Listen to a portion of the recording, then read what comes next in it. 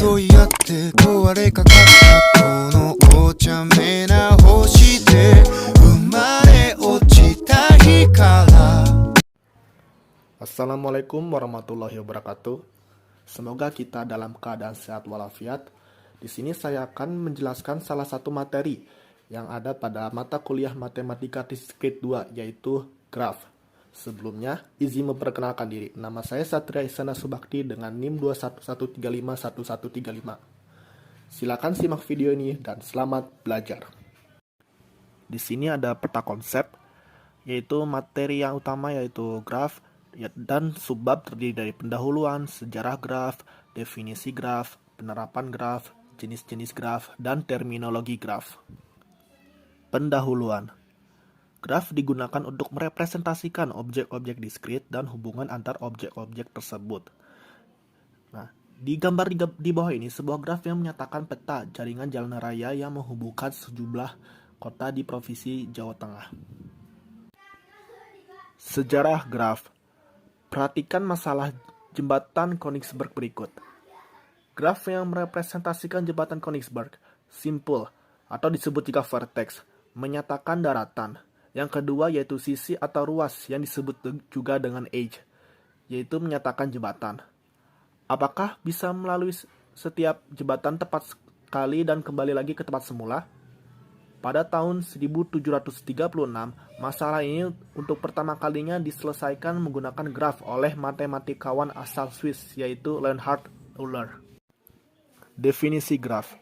Graf G didefinisikan sebagai pasaran himpunan VE dengan notasi G VE. V adalah himpunan tak kosong dari simpul-simpul atau disebut juga vertex atau node, dan E adalah himpunan sisi atau disebut juga edge atau arc yang menghubungkan simpul.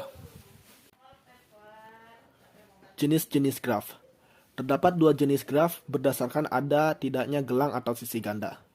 Pertama, graf sederhana, yaitu graf yang tidak mengandung gelang ataupun sisi ganda. Sisi adalah pasangan tidak terurut. Lihat pada G1. Yang kedua itu graf tak sederhana, yaitu graf yang mengandung gelang atau sisi ganda. Ada dua macam graf tak sederhana, yaitu sebagai berikut. Yang A, yaitu graf ganda. Graf yang mengandung sisi ganda dapat diasosiasikan sebagai pasangan tak terurut yang sama. Lihat pada G2.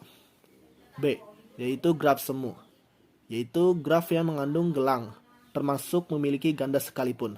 Lihat pada G3. Terdapat dua jenis graf berdasarkan orientasi arah pada sisi graf. Yang pertama yaitu graf berarah atau disebut juga directed graph, yaitu sisi graf yang mempunyai orientasi arah. Sisi berarah disebut juga busur atau disebut juga arc. Urutan pasangan simpul yang dihubungkan oleh sisi dipartikan gelang diperbolehkan. Sisi ganda tidak. Graf berarah yang memiliki sisi ganda disebut graf ganda berarah. Yang kedua yaitu graf tak berarah atau disebut juga undirected graph, yaitu sisi graf yang tidak mempunyai orientasi arah. Urutan pasangan simpul yang dihubungkan oleh sisi yang tidak diperhatikan. Bisa dilihat pada gambar di bawah ini. Kita lihat pada jenis-jenis graf. Di sini terdapat 5 jenis graf, yaitu graf sederhana, graf ganda, graf semu, graf berarah, dan graf ganda berarah. Untuk yang pertama, graf sederhana itu sisinya tidak berarah dan tidak ada sisi ganda dan juga tidak ada sisi gelang. Yang kedua yaitu graf ganda. Sisinya tidak berarah, terdapat sisi ganda dan tidak terdapat sisi gelang. Yang ketiga yaitu graf semu. Sisinya tidak berarah, adanya sisi ganda dan adanya sisi gelang. Yang keempat yaitu graf berarah, yaitu grafnya yang sisinya berarah, tidak ada sisi ganda, dan adanya sisi gelang. Yang terakhir yaitu graf ganda berarah, yang sisinya berarah, adanya sisi ganda, dan juga adanya sisi gelang. Contoh penerapan graf. Yang pertama itu bisa diterapkan pada rangkaian listrik. Yang kedua yaitu bisa diterapkan pula pada senyawa isomer. Yang ketiga yaitu penerapan graf bisa untuk merepresentasikan interaksi protein. Dan yang keempat, penerapan graf itu bisa kita terapkan pada kode program yaitu atau disebut juga source code. Kita masuk subbab berikutnya yaitu terminologi graf. Yang pertama yaitu bertetangga atau disebut juga adjacent. Dua buah simpul dikatakan bertetangga bila keduanya terhubung langsung. Kita lihat pada graf pertama. Simpul 1 bertetangga dengan simpul 2 dan 3. Namun, simpul 1 itu tidak bertetangga dengan simpul 4. Yang kedua itu bersisian atau disebut juga insidensi. Untuk sebarang sisi E, Vj, Vk, dikatakan E bersisian dengan Vj atau E bersisian dengan Vk. Contohnya yaitu sebagai berikut. Kita lihat pada graf 1. Sisi 2,3 yaitu sisi yang bersisian dengan simpul 2 dan simpul 3. Yang kedua yaitu sisi 2,4 yaitu sisi yang bersisian dengan simpul 2 dan simpul 4. Tetapi sisi 1,2 tidak bersisian dengan simpul 4. Yang ketiga yaitu simpul terpencil atau disebut juga dengan isolate vertex. Simpul yaitu simpul yang tidak mempunyai sisi yang bersisian dengannya. Kita lihat pada G3. Terdapat simpul 5 yang tidak bersisian dengan simpul manapun. Ya, berarti itu disebut juga simpul terpencil. Yang keempat yaitu graf kosong atau disebut juga null graph.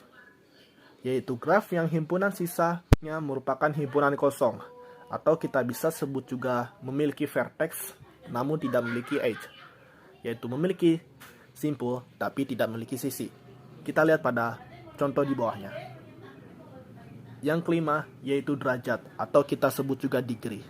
Yaitu graf suatu simpul adalah jumlah sisi yang bersisian dengan simpul tersebut. Notasi derajat suatu simpul yaitu V kecil adalah D kecil V.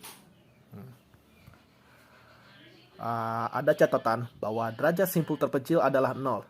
Yang kedua yaitu derajat simpul dengan sisi gelang adalah 2. Dan yang ketiga yaitu simpul yang derajat 1 disebut anting-anting atau pendant vertex. Pada graf berarah, derajat simpul dibagi menjadi 2, yaitu yang pertama derajat masuk, yaitu jumlah busur yang masuk ke simpul. Yang kedua yaitu derajat keluar, yaitu jumlah busur yang keluar dari simpul. Maka derajat simpul V adalah derajat masuk simpul V ditambah dengan derajat keluar simpul V. Lihat pada contoh di bawah. Selanjutnya yaitu lemma jebat tangan, yaitu jumlah derajat semua simpul pada suatu graf adalah genap, yaitu 2 kali jumlah sisi pada graf tersebut.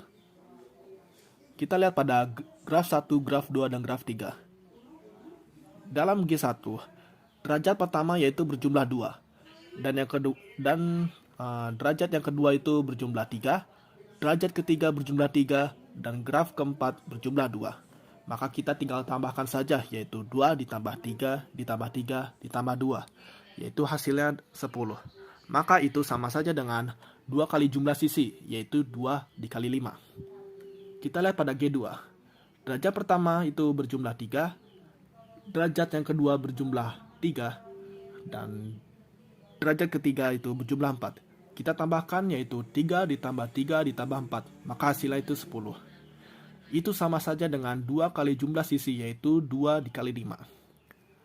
Kita lihat pada graf 3.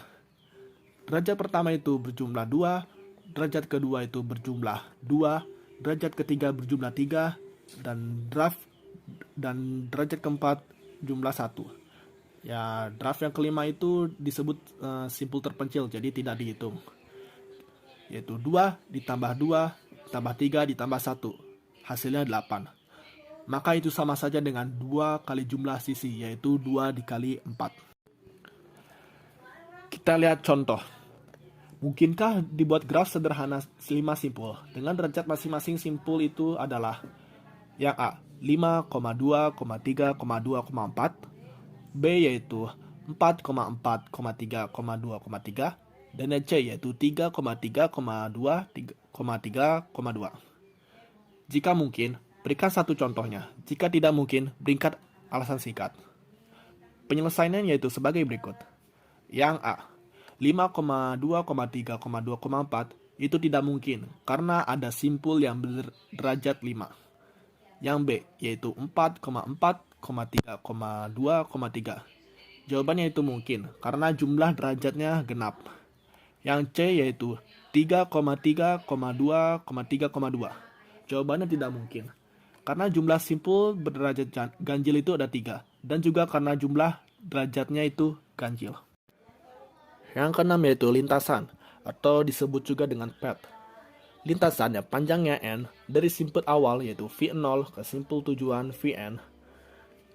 Yang di dalam graf G ialah barisan berselang-seling antara simpul-simpul dan sisi-sisi yang berbentuk V0, E1, V1, E2, V2, dan seterusnya sampai dengan Vn dikurang 1, In, Vn sehingga E1 sama dengan dalam kurung VO, V0, V1 tutup kurung, E2 sama dengan V1, V2 sampai seterusnya hingga In. Dalam kurung Vn min 1, Vn adalah sisi dari graf G. Kita lihat pada graf pertama. Lintasan 1, 2, 4, 3 adalah lintasan dengan baris sisi 1, 2, 2, 4, 4, 3.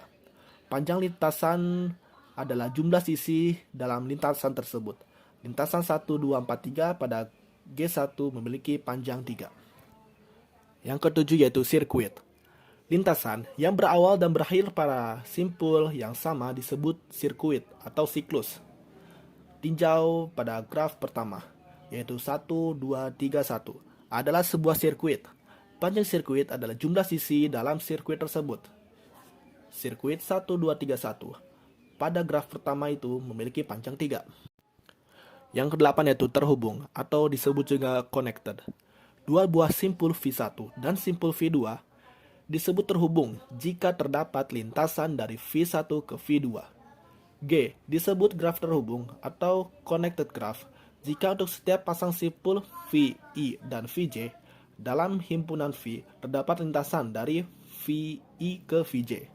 Jika tidak, maka G disebut graf tak terhubung atau disebut juga disconnected graph. Bisa dilihat pada contoh di bawah itu. Yang kesembilan yaitu upagraf, disebut juga supagraf dan komplement upagraf. Misalkan G dalam kurung Fe adalah sebuah graf. Graf pertama yaitu V1, E1 adalah upagraf dari G jika V1 V dan E1 E. Komplement dari upagraf G1 terhadap graf G adalah graf G2 sama dengan V2, E2 sedemikian sehingga E2 sama dengan E min E1 dan V2 adalah himpunan simpul yang anggota-anggotanya E2 bersisian dengannya. Yang ke-10 yaitu cut set. Cut set dari graf terhubung G adalah himpunan sisi yang bila dibuang dari G menyebabkan G tidak terhubung. Jadi, cut set selalu menghasilkan dua buah komponen. Pada graf di bawah ini, kurawal 1,2, 1,5, 3,5, dan 3,4 adalah cut set. Terdapat banyak cut set pada sebuah graf terhubung. Himpunan 1,2 dan 2,5 juga adalah cut set. Contoh berikutnya yaitu 1,3, 1,5, 1,2 adalah cut set. 2,6 juga disebut cut set. Tetapi 1,2, 2,5, dan 4,5 itu bukan cut set. Sebab himpunan bagiannya yaitu 1,2 dan 2,5 adalah cut set. Bisa dilihat pada contoh di bawah. Yang ke-11 yaitu graf berbobot atau disebut juga weighted graph, yaitu graf yang setiap sisinya diberi sebuah harga. Kita lihat contoh di bawah ini. Sisi dari A dan B memiliki harga yaitu 12. Sisi B ke C mempunyai harga yaitu 9. C ke D memiliki harga 14. D ke E mempunyai harga 15. E ke A memiliki harga 10. E ke B memiliki harga 8. Dan B ke D memiliki harga 11. Terima kasih sudah menyimak video dari awal sampai akhir. Semoga rekan-rekan bisa paham tentang materi apa yang sudah disampaikan di video tadi. Mohon maaf bila ada kekurangan kata dan perbuatan karena saya juga masih dalam tahap belajar. Terima kasih. Wassalamualaikum warahmatullahi wabarakatuh.